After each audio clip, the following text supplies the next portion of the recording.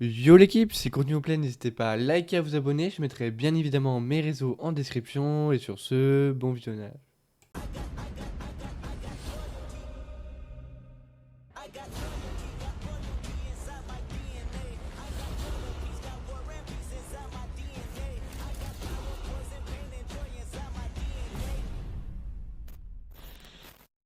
Yo l'équipe, on se retrouve aujourd'hui pour une nouvelle vidéo sur Jujutsu Kaisen Phantom Parade. Ça va être une vidéo du coup guide débutant sur le jeu. De toute façon là, sur la chaîne on va spammer le contenu JK, il y a pas mal de choses à parler. Et puis voilà, que ce soit des guides, tier lists, etc. Enfin tout pour vous aider.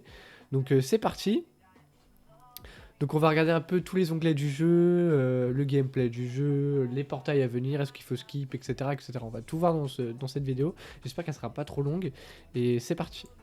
Donc dans formation déjà, on peut voir que du coup on a un onglet amélioration de personnage, amélioration de souvenirs, une formation d'équipe, conversion d'éclat d'âme, donc ça sera les doublons de personnages qu'on vous donnerait trop, je pense qu'on pourra les convertir. Et pareil pour les souvenirs, quand vous aurez les souvenirs max, vous pourrez les convertir. Donc je vais pas vous montrer l'amélioration de personnage et les souvenirs et formation d'équipe, parce que sinon vous allez voir mes personnages et mes souvenirs. Et vu que normalement cette vidéo sortira avant la vidéo invocation, et ben ce serait dommage que je vous spoil. Donc voilà. Ensuite, pour l'album, on peut voir du coup l'histoire principale qui est juste ici. Donc là on peut voir voilà, les chapitres. Donc moi je suis au chapitre 5 actuellement. Ensuite on peut voir du coup l'événement scénariste. Donc voilà. Donc là c'est l'événement. Et on peut voir du coup l'histoire secondaire. Du coup, donc on a, j'ai pas tout débloqué, j'ai débloqué que ça du coup. Ensuite, dans l'accueil. Du coup, donc l'accueil, il y a plusieurs choses. Ici déjà, on peut voir les news comme on a souvent. Ah bah, ouais, bon, il m'a envoyé vers les portails, mais en gros là ici, ça sera souvent les news qu'on aura par rapport au jeu. Donc là, c'est les portails, etc., etc. Ici, du coup, on a un petit event du coup qui va nous permettre au bout de 7 jours de récupérer un ticket SSR. Alors, je sais pas si c'est un ticket gacha pour être utilisé dans les gachas. Alors, je sais pas si c'est un ticket répétable comme on a eu à début du jeu ou ça sera un ticket aléatoire. On verra bien. Mais en tout cas, on va avoir pas mal de récompenses. Parce que vous voyez, là, on a pu récupérer déjà 1000 cristaux au jour 1. On va avoir une memory. Et puis, bah, on peut pas avoir les autres jours, malheureusement. Mais on va avoir plutôt des bonnes récompenses. Donc, n'oubliez pas de faire cet event là d'ailleurs. C'est plutôt important. Ça s'appelle les missions novices. Demande de contact. Donc ça ici c'est un event du coup qui va vous permettre de faire des quêtes. Et en gros quand vous avez réalisé les missions, et ben du coup vous allez pouvoir récupérer des cristaux. Donc il faut rejoindre une équipe pour ça. Si jamais, s'il y a des gens qui comptent être actifs sur le jeu, surtout il faut que ce soit des gens actifs, bah je vous laisse rejoindre mon équipe. Et il faut savoir que quand vous mettez le code de quelqu'un, vous pouvez récupérer 1000 cristaux. Donc c'est plutôt important. Ensuite, donc ça c'est la personnalisation du fond des personnages et tout. Ici c'est la boîte à cadeaux, donc c'est là où on va recevoir tous nos mails. Donc, voilà, donc ça c'est tous les mails qu'on a pu recevoir, etc. Ça c'était pour le web event, j'ai eu beaucoup de chance d'ailleurs. Donc voilà. Ici donc on va pouvoir voir tout ce qui est mission, donc là ce sera les missions quotidiennes. D'ailleurs le reset est à 16h. Donc là où je fais la vidéo c'est bientôt, parce qu'il est 15h35. Donc voilà, à mon avis quand la vidéo elle sera sortie, le reset sera déjà passé. Donc n'oubliez pas de faire vos missions quotidiennes. Ensuite, du coup, il y aura aussi les missions normales et les missions à durée limitée. Et aussi les missions d'événements. Donc ça, on ira voir ça un peu plus tard. Donc aussi, on aura la balade incarnée. Donc, j'ai pas totalement compris ce que c'est. Mais en gros, je sais qu'en gros, ils vont farmer des ressources en AFK, entre guillemets, quand t'es pas là, etc. Donc là, ils sont niveau 1 et je pense qu'ils vont s'augmenter petit à petit. Alors comment, je sais pas, mais là par exemple, vous pouvez voir, là je peux récupérer des PA. Donc 18 PA. Là je peux récupérer des PJ, donc 270, donc ça c'est pour améliorer les personnages. Et là des balises d'entraînement. Ensuite, on va pouvoir avoir aussi le système d'échange. Donc là ici on aura des petits shops d'échange avec des pièces pour avoir certaines récompenses. Pareil pour les échanges de reliques. On aura pareil pour les fragments, du coup pour récupérer des fragments de personnages ou de souvenirs. Ensuite ici on pourra, pareil, on pourra avec des points acheter des memories. Donc ça c'est pour le portail d'amitié je crois. Souvenir. Donc ça c'est du coup le portail limité où on peut avoir le Itadori et sa mémoire du coup. Au bout de 250 points bah, vous pouvez récupérer là 120. Sachant qu'une sigil égale un point, donc il faudra faire 250 invocations pour l'avoir. D'ailleurs, je vous conseille pas du tout d'invoquer dessus, hein. Gardez tous vos cristaux pour Utah, mais ça on en parlera un peu plus tard dans la vidéo. Donc là ici on a un autre shop d'échange, ok. Et du coup là aussi, et du coup ça c'est par rapport à quoi ça? C'est par rapport... ok. Ensuite bah du coup on aura le système de gacha, du coup forcément les portails. Donc voilà, actuellement on a ce portail là, donc le portail de base. Et ici on aura du coup le portail de Yuji Itadori et sa memory. Ici après dans rang, ici on peut avoir les missions aussi de personnages qui sont juste ici, donc il faudra les faire pour récupérer des cristaux, c'est plutôt cool. Donc vous pouvez voir tous les personnages que vous avez juste ici. En gros c'est un peu comme l'affinité en fait, un peu dans les jeux. Et du coup nous on va revenir du coup aux missions d'événements qui sont juste ici. Donc là on a un petit événement en ce moment. Du coup quête d'événements, on va faire monter l'événement, du coup on va faire les quêtes. Alors je crois de souvenir il y a un mode facile et un mode compliqué de souvenir. Ouais, combat redoutable peut-être. Donc ouais, faut terminer tout le normal, voilà, difficile, voilà. Donc voilà, donc faites-les. Je crois sur certains levels vous pouvez faire 3 tailles par jour, donc il va falloir les faire, c'est très important. Sachant que grâce à ça, vous pouvez faire des échanges ici. Et que grâce à ces échanges, vous allez pouvoir... Non, c'est pas là. Comment on fait pour voir? On peut avoir... Ah là on peut faire par 10, on peut faire 50 et tout. Et sachant que on va pouvoir récupérer par exemple donc là une mémoire SSR, des petites récompenses par-ci par-là. Là ici on peut aussi récupérer une mémoire, mais en fait on va pouvoir la récupérer plusieurs fois je crois. Non, ou alors c'est... Ouais, je sais pas. Ah oui ouais on pourra la récupérer pas mal de fois je crois, on va pouvoir la max en fait. Là ici on aura du coup un doublon universel, donc on pourra l'utiliser pour n'importe quelle mémoire. Là un cristal dessous et voilà. Puis il y aura aussi pas mal de tickets, pas mal d'invocations, du coup c'est plutôt cool, n'hésitez pas à le faire, c'est vraiment très très important. Il faut pas louper ces récompenses. Hein. Du coup il y aura un événement scénaristique, et du coup là un combat redoutable, mais il faut finir le mode normal pour y avoir accès. Ensuite, du coup on a parlé un peu de tout ça, ok. Je vais quand même vous montrer quand même un petit exemple de personnage. Donc nous voilà sur un personnage, du coup comme je vous dis j'ai fait un petit code comme ça vous spoil pas mes personnages. Donc voilà comment ça se présente. Donc là vous avez votre personnage. Donc là si vous aurez une case du coup pour améliorer votre personnage. Donc pour améliorer votre personnage ça coûtera cette fameuse monnaie là. Et ensuite on aura aussi une amélioration de classe. Donc en gros là moi par exemple il est classe 2. Pour l'améliorer il me faudra des matériaux. Et il me faudra cette monnaie là, donc cette monnaie violet, je sais plus c'est quoi le nom, je crois c'est PJ, un truc comme ça, ou JK, bah, celle qu'on a vu tout à l'heure. Donc voilà, donc il faudra les augmenter. Et du coup le monter le plus haut possible. Ensuite ici ce sera les éveils, donc ce sera pour les doublons. Donc là on peut voir que j'ai 2 doublons, parce que je suis activement à 2 là. Voilà, donc j'ai 2 doublons.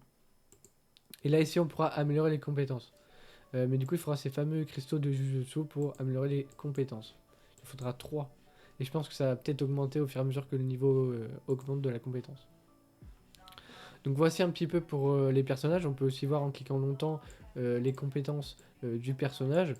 Donc voilà, hein, les passifs, etc. L'ultime, qu'est-ce qu'il fait. Et là, ici, vous pouvez voir même les stats de votre personnage. Donc voilà. Donc on va faire pareil pour les memories. Donc voilà, donc là quand vous êtes sur une memory, ça se présente comme ça. Donc là vous avez vos memories à vous. Donc là vous pouvez avoir le level. Du coup ces stats qui sont juste ici. Là vous pouvez avoir la compétence de qu'est-ce qu'elle fait. Donc là par exemple elle déclenche à l'utilisateur une compétence à partir d'une compétence ultime. Elle applique au groupe allié 30% d'augmentation des dégâts. Inflige une fois en un tour. Peut s'user à nouveau au bout de 7 tours. C'est plutôt intéressant par exemple. Et là on peut avoir le détail de la compétence auto. Au début du combat, restaure 200 de la jauge ultime du personnage. Qui est plutôt pas mal. Donc là on pourra l'améliorer avec ces 2 ressources. Donc ça va coûter les 2. Et les violets et les boules bleues. Donc j'ai plus les noms mais voilà. Donc voilà. Et ici pareil vous pourrez limit break votre memory. Donc là on peut voir qu'elle est C0 parce que... bah... Ah non elle est C1 parce que bah, c'est écrit limit break 1. Du coup voilà. Donc c'est tout pour ça. Ensuite, donc parlons des invocations, du coup système gacha. Donc là, comme vous savez, en ce moment, on a Itadori et sa mémoire. Je vous déconseille en tant que free-to-play, même cash player, d'invoquer dessus, parce que Yuta arrive dans un mois et demi. Sachant que entre le début du jeu, donc maintenant, et Yuta, je crois qu'en tout, il va y avoir 4 portails de souvenirs, parce que là, il va y avoir Itadori, il va y avoir un autre portail juste après, je sais plus quand c'est le nom. Bref, il y aura un autre portail après. Et après, je crois, après, il va y avoir un double portail. Et il faudra aussi skip. De toute façon, là, tous les 4 prochains portails, il va falloir les skip. Jusqu'à Utah. Et voilà, donc il faudra all-in sur Utah. Parce que comme j'ai pu le dire sur mon guide reroll, que d'ailleurs je vous invite à aller regarder, qui est sorti juste avant. Là.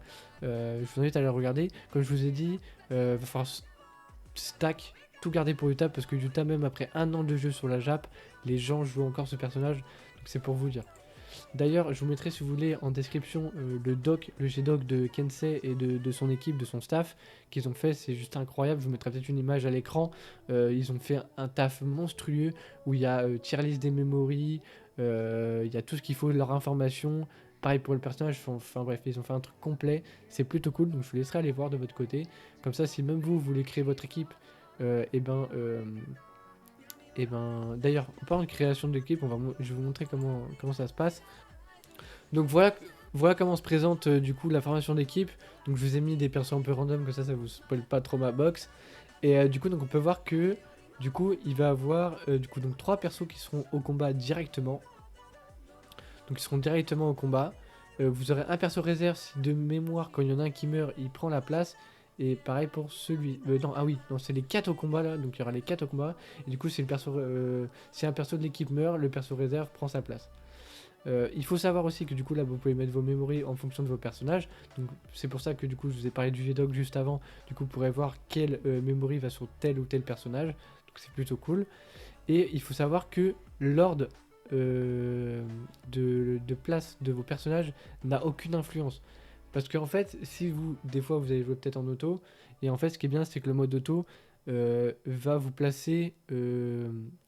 en fait, en gros, même si vous jouez même pas en mode auto, en fait, même si vous jouez en manuel, en gros, le jeu va vous placer les buffs et les debuffs avant de faire vos attaques. Même si vous attaquez en premier, entre guillemets, genre, imaginons c'est lui mon DPS, c'est lui mon buffer. Si, imaginons, lui il est devant et je fais mon attaque en premier et après le buff, et ben le jeu va quand même faire le buff en premier et après l'attaque. Donc ça, c'est très très intéressant, c'est plutôt cool, c'est très très bien d'ailleurs de la part du jeu. Donc c'est vraiment pas mal. Donc voilà. Donc voilà un peu comment vous pouvez créer de votre team, vous pouvez faire même une petite formation auto, et puis voilà. Donc maintenant on va parler du coup du système de gacha, du coup je vous ai parlé juste un peu avant. Comme je vous disais, il va falloir vraiment skip tous les portails qui arrivent, même si je sais que c'est dur, que ce soit pour les free to play, même pour les pay to win, de skip un portail et d'attendre plus d'1 mois et demi pour pouvoir invoquer. Mais dans tous les cas, sachez-le que si vous le faites, ça sera une plus-value. Parce que comme vous savez, on a tous les historiques des portails qui devraient arriver pendant 1 an. Donc c'est un avantage, donc autant l'utiliser pour qu'on puisse bien gérer nos ressources et pas faire de gâchis. Et surtout d'avoir tous les persos qu'on veut pour pas qu'on soit non plus bloqué pour le contenu. Donc voilà. Et ensuite, pour finir, on va parler aussi du mode histoire que je vous ai pas parlé. Et des autres petits events qui se trouvent du coup dans le quête au niveau de l'accueil. Donc on peut voir du coup la quête principale, du coup c'est l'histoire que je vous ai parlé juste avant. Donc moi on peut voir que là je suis chapitre 5, chapitre 5 là, épisode 4. Donc voilà, donc il va falloir avancer la story, vous allez avoir des petites récompenses, vous aurez 54 jours par étage, donc c'est plutôt cool. Du coup là c'est l'événement du coup qu'on avait parlé tout à l'heure. Ici ce sera le collecte de reliques. Donc là j'ai pas tout fini, sachant que ça coûte de la stamina, donc voilà. Là ouais il manque quelques petits étages. Donc ça sera aussi en fonction de l'histoire. Donc là on peut voir c'est au chapitre 2. Et là c'est au chapitre 3. Donc voilà. Ce sera là de petit à petit. Ici du coup on aura enquête du territoire. Donc ça j'ai pas encore fait. Je sais pas trop ce que c'est. Je ferai peut-être une vidéo à part à ce sujet-là. Parce que ça a l'air d'être un truc assez complet. Donc voilà.